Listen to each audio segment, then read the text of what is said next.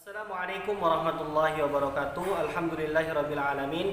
Wassalatu wassalamu ala nabiyyina Muhammad sallallahu alaihi wasallam wa ala alihi wa ashabihi wa man tabi'ahum bi ihsanin illa yaumiddin.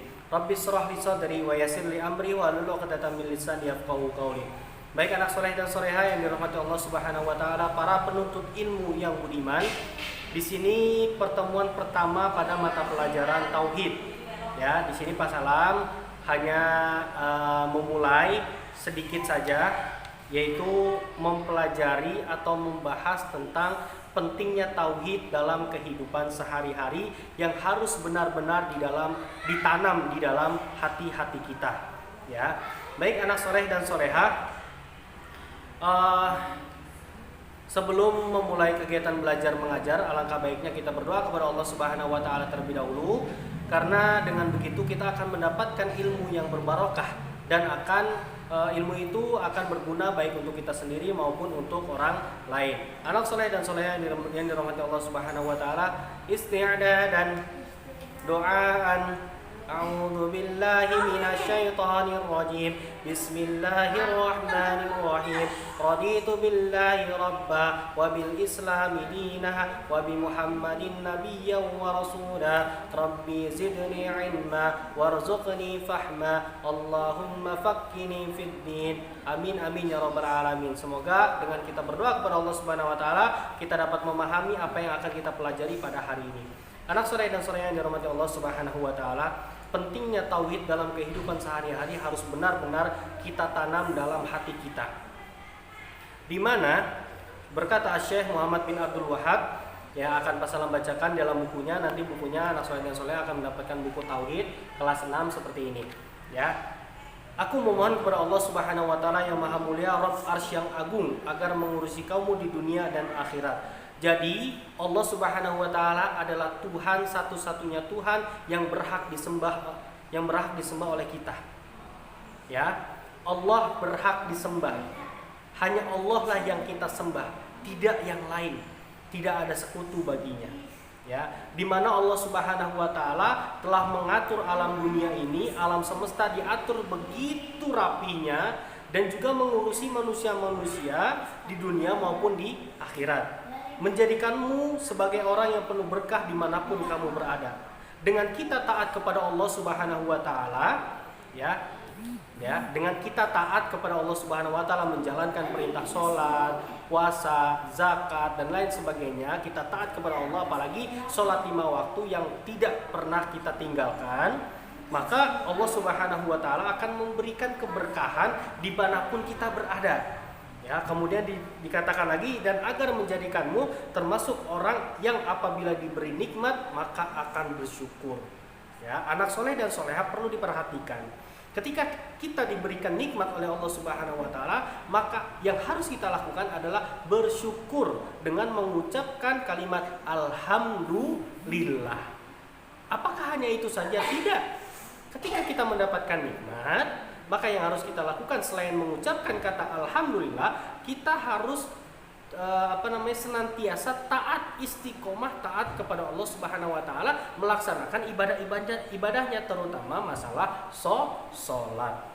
Ya. Kemudian yang selanjutnya, apabila mendapat cobaan maka bersabar. Nah, ketika kita mendapatkan cobaan, mendapatkan musibah dan lain sebagainya, maka kita harus sabar, berdoa kepada Allah Subhanahu wa taala agar kita terhindarkan dari mara bahaya. Apabila kita mendapatkan cobaan, mendapatkan musibah, kita berdoa kepada Allah Subhanahu wa taala agar diberi kesabaran dan diganti dengan sesuatu hal yang paling baik dari itu.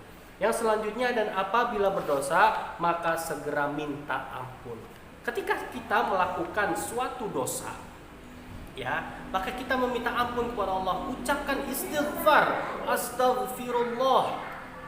Ketika kita lupa melaksanakan sholat wajib, ya, ketiduran, kita bangun, ucapkan istighfar, astagfirullah, kemudian melaksanakan sholat tersebut. Ya, ketika kita melakukan kebohongan, ya, suatu kesalahan, contohnya kebohongan, kita bohong dengan orang tua kita, maka kita memohon ampun kepada Allah Subhanahu wa taala dengan astagfirullah dan tidak mengulangi kesalahan tersebut. Nah, sesungguhnya ketiga perkara ini merupakan tanda-tanda kebahagiaan, yaitu yang pertama adalah apabila diberi nikmat maka bersyukur, apabila diberi cobaan maka bersabar, dan apabila dia melakukan dosa maka bertaubat. Itulah tiga tanda kebahagiaan, tiga perkara tanda kebahagiaan.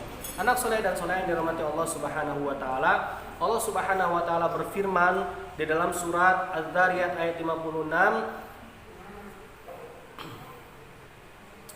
Allah Subhanahu wa taala berfirman, "Wa ma khalaqtul jinna wal insa illa liya'budun." Tidaklah aku, maksudnya Allah yang berkata, Allah yang berfirman, tidaklah Allah menciptakan jin dan manusia. Kita ini manusia, ada bangsa jin. Allah menciptakan jin dan manusia itu hanya satu tujuannya.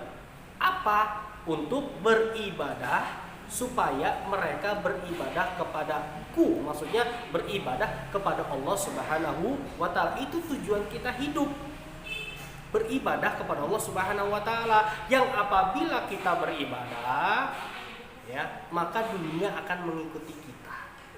Begitu anak soleh dan soleha yang semoga dirahmati Allah Subhanahu wa taala. Nah, kalau kita sudah tahu, kalau kalian anak soleh dan soleha yang dirahmati Allah Subhanahu wa taala sudah tahu bahwa Allah Subhanahu wa taala itu menciptakan kita, maka ketahuilah bahwa ibadah itu tidak akan dianggap sebagai ibadah kecuali jika disertai dengan tauhid.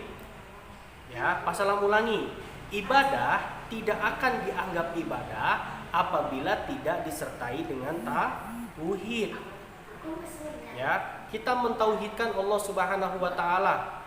Maksudnya adalah kita beriman kepada Allah bahwasanya Allah lah yang berhak disembah, tidak dengan yang lain.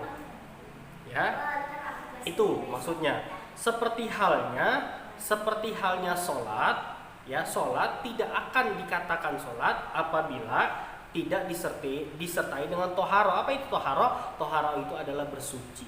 Jadi kalau sholat tidak akan dikatakan sholat, sholatnya nggak akan sah kalau misalkan sebelumnya belum bersuci. Anak soleh dan soleha yang dirahmati Allah Subhanahu wa taala, maka apabila kesyirikan, syirik itu mempersekutukan Allah, naudzubillahi min dzalik, semoga kita terhindar dari hal itu. Apabila kesyirikan masuk ke dalam ibadah kita, maka ibadah kita akan rusak.